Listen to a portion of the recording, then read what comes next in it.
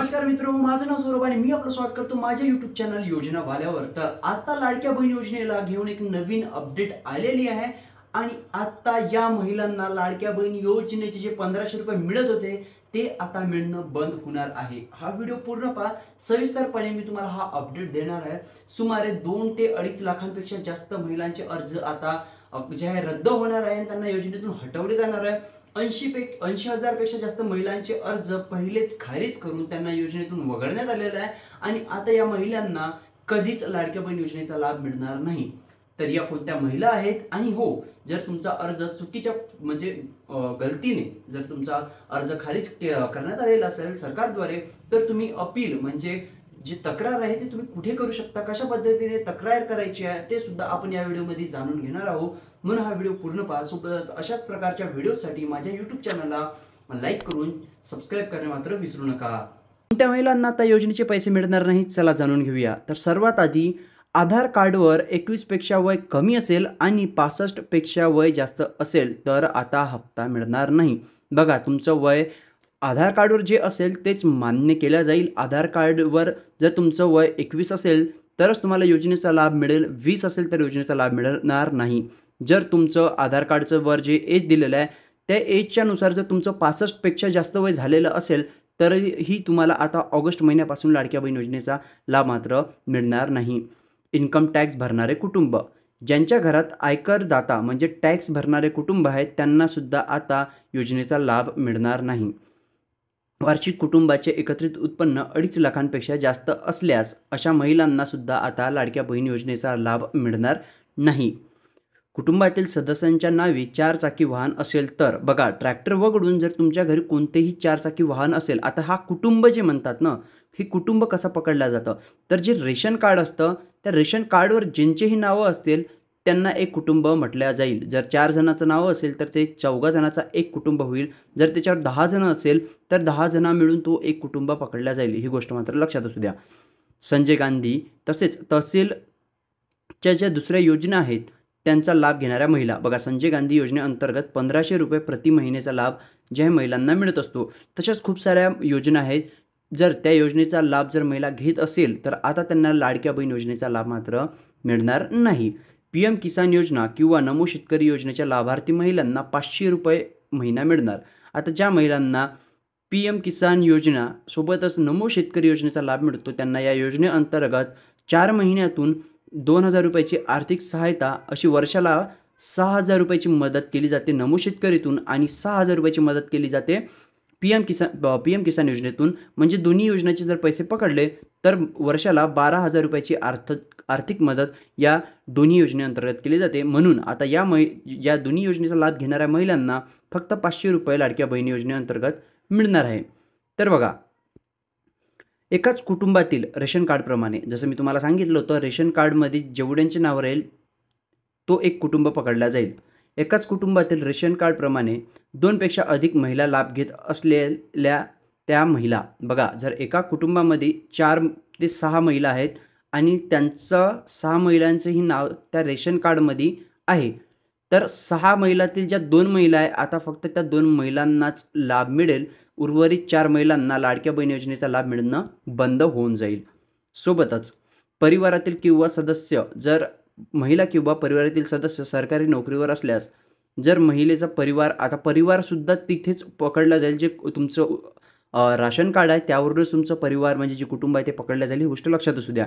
तर तुमच्या कुटुंबात जर कोणी 4 चाकी वाहन असेल, सोबतच सरकारी नोकरीवर किंवा महिला सरकारी नोकरी करत असेल तर त्यांना आता योजनेचा लाभ मिळणार नाही। त्यानंतर लग्नानंतर दुसऱ्या राज्याचा पत्ता आधार कार्डवर अपडेट केलं असल्यास, खूप साऱ्या महिला ज्या आहे राज्याच्या बाहेरसुद्धा लग्न करतात, त्यांना आधार कार्डवर जसा ॲड्रेस आणि नाव अपडेट करतात त्या महिलांनासुद्धा आता लाडक्या बहीण योजनेचा लाभ मिळणार नाही। तर आता तुम्ही म्हणसाल की दादा, हे जे तुम्ही पूर्ण माहिती दिली हे कुठल्या बेसिसवर दिलेलं आहे, तर मी तुम्हाला GRची लिंक देऊन देईल डिस्क्रिप्शनमध्ये। लाडक्या बहीण योजनेचा सगळ्यात पहिला जो GR होता त्याचप्रमाणे ही योजना चालत आहे आणि त्या योजनाच्या GRमध्ये जी माहिती दिलेली आहे तेच मी तुम्हाला इथे विशिष्ट आणि सविस्तरपणे सांगण्याचा प्रयत्नासाठी हे या प्रकारे एडिट केलेले आहे फोटोज, ठीक आहे। तर तो तुम्हाला GR मी डिस्क्रिप्शनमध्ये देऊन देईल, त्यामध्ये तुम्ही ते वाचू शकता। सेम तुम्हाला हीच माहिती त्यामध्ये सुद्धा मिळून जाईल। आता तुमचा अर्ज खारिज झाला आहे की नाही ते कसं चेक करायचं, सोबतच तक्रार कुठे आणि कशी करायची ते जाणून घेऊया. तर सर्वात आधी तुम्हाला लाडक्या बहीण योजनेच्या वेबसाईटवर येऊन जायचं आहे. मी तुम्हाला लिंक डिस्क्रिप्शनमध्ये देऊन देईल. आल्यानंतर काही या प्रकारचा 3 लाईनवर क्लिक करून अर्जदार लॉग इन या ऑप्शनवर तुम्हाला क्लिक करायचं आहे. जसं तुम्ही त्यावर क्लिक करणार एक लॉग इन फॉर्म ओपन होणार त्यामध्ये तुम्हाला तुमचा मोबाईल नंबर आणि पासवर्ड इथे असा टाकायचा आहे आणि हा जो कॅप्चा तुम्हाला इथे दिलेला आहे हा ॲज इट इज कॅप्चा इथे एंटर करून लॉग इनवर क्लिक करायचं आहे. पोर्टलवर लॉग इन झाल्यानंतर काही या प्रकारचा ऑप्शन तुम्हाला येऊन जाते. इथे तुम्हाला ॲप्लिकेशन सबमिटेड जी दिसत आहे तुम्ही यावर क्लिक केलं तरीही चालेल. जर तुम्हाला हे ऑप्शन नसेल दिसत तर या 3 लाईनवर तुम्हाला क्लिक करायचं आहे आणि इथे ॲप्लिकेशन मेड अर्लियर असं 2 नंबरचं ऑप्शन तुम्हाला दिसत असेल यावर क्लिक करायचं आहे. इथे आल्यानंतर हे बघा तुम्हाला तुमचा फॉर्म अप्रूव्ड आहे की नाही हे कसं कळणार, तर तुम्हाला ॲप्लिकेशन स्टेटसमध्ये यायचं आहे.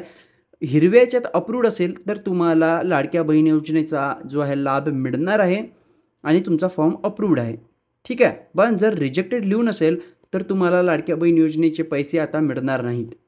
आता इथे माझा एक फॉर्म अप्रूव्ड आहे आणि एक रिजेक्टेड आहे. तर या रिजेक्टेड जो फॉर्म जो आहे त्यावर आता पैसे मिळणार नाही आणि जो फॉर्म अप्रूव्ड आहे त्यावर मात्र आता पैसे मिळणार आहे. तर तुम्ही पैशाची जी स्थिती असते ते तुम्ही इथून स्टेटस जे असते ते इथून या रुपयाच्या ऑप्शनवरून तुम्ही चेक करू शकता. इथे तुम्हाला क्लिक करायचं आहे. तुम्हाला आत्तापर्यंत योजनेचे पैसे किती मिळाले ते सर्व तुम्हाला इथे जे माहिती पडून जाते आणि कधी मिळाले होते ते सुद्धा तुम्हाला इथे मिळून जाते. बघा ट्रान्झॅक्शन डेट 4 तारखेला 7व्या महिन्यात मिळाले होते. आता 8व्या महिन्याची किस्त यांची अजून जमा व्हायची आहे. तर काही या प्रकारे तुम्ही जे आहे हे चेक करू शकता. आणि जर तुमचा फॉर्म जसं आता मी सांगितलं तुम्हाला रिजेक्ट झालेला आहे, आता खूप साऱ्या महिलांचा फॉर्म जर रिजेक्ट झालेला असेल तर त्यांना तक्रार कुठून करायची आहे, तर बघा तक्रार तुम्ही 2 पद्धतीनं करू शकता. एक आहे हेल्पलाईन नंबर 181 हा फ्री हेल्पलाईन नंबर आहे. तुम्ही यावर संपर्क करा. यावर संपर्क केल्यानंतर तुम्हाला सांगायचं आहे की तुम्ही तुमचा अर्ज जो आहे खारिज झालेला आहे, रिजेक्ट झालेला आहे. मग तुम्हाला ॲप्लिकेशन नंबर मागेल तर तुम्हाला इथे ॲप्लिकेशन नंबर दिसत असेल हा ॲप्लिकेशन नंबर द्यायचा आहे. त्यानंतर तुमचा अर्ज का बरं खारिज झालेला आहे, का बरं तुम्हाला योजनेतून वगळण्यात आलेला आहे हे सर्व तुम्हाला यावर माहीत पडून जाईल. जर तुम्ही हेल्पलाईन नंबरवर कॉल लावून बोलू शकत नाही तर त्यानंतर तुम्हाला पुन्हा या 3 लाईनवर क्लिक करायचं आहे. इथे क्लिक केल्याच्या नंतर ग्रीव्हनन्सचं असं ऑप्शन तुम्हाला दिसते. याला तक्रार असं म्हणतात मराठीमध्ये. मी तुम्हाला लागेल तर ट्रान्सलेट करून दाखवतो मराठीमध्ये. जसं हे ट्रान्सलेट होईल हे बघा इथे तक्रार असं लिहून आलेलं आहे. तर तुम्हाला इथे ग्रीव्हनन्स असं ऑप्शन दिसणार. तर तुम्हाला या ग्रीव्हनन्सवर तुम्हाला क्लिक करायचं आहे आणि आल्यानंतर ॲड ग्रीव्हनन्सवर तुम्हाला क्लिक करायचं आहे. इथे आल्याच्यानंतर तुम्हाला सिलेक्ट ग्रीव्हनन्स टाईप येईल. तर याच्यात माय ॲप्लिकेशनवर क्लिक करायचं आहे आणि त्यानंतर अदरवर जायचं आहे. ठीक आहे.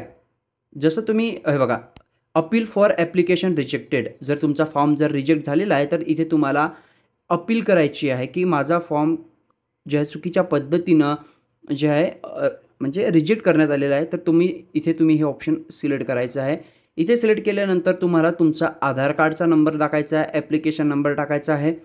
हे सर्व टाकल्यानंतर तुम्हाला इथं प्लीज डिस्क्राईब असं लिहून आहे. तर तुम्ही इथे लिहू शकता की माझं आधार कार्ड चुकीचं टाकण्यात आलं होतं किंवा माफ करा माझं जे आधार कार्ड आहे मी ॲज इट इज जसं आहे तसं टाकलेलं आहे. तरीही मी योजनेच्या पूर्ण पात्रताही पूर्ण करत आहे, तरीही मला योजनेतून वगळण्यात आलेलं आहे. कृपया माझा आधार कार्डद्वारे चेक करावं आणि योजनेचा लाभ मला पुन्हा देण्यात यावा ही विनंती. अशा टाईपमध्ये तुम्ही मराठीमध्ये इथे काहीही लिहून टाकू शकता. त्यानंतर तुम्हाला तुमचं आधार कार्ड इथे अपलोड करायचं आहे. इथे तुम्हाला अपलोड करायचं आहे आणि डॉक्युमेंट नेममध्ये आधार कार्ड असं लिहायचं आहे आणि इथून अपलोड करून द्यायचं आहे. अपलोड केल्याच्या नंतर हा कॅप्चा ॲज इट इज तुम्हाला इथे एंटर करून सबमिटवर क्लिक करून द्यायचं आहे. जर तुम्हाला हे समजलं नसेल तर तुम्ही मला कमेंटमध्ये सांगा. मी तुमच्यासाठी स्टेप बाय स्टेप तक्रार कशी करायची ग्रीव्हनन्स फॉर्मद्वारे हे घेऊन येईल. तर तुम्हाला हा व्हिडिओ कसा आवडला कमेंटमध्ये नक्कीच सांगा.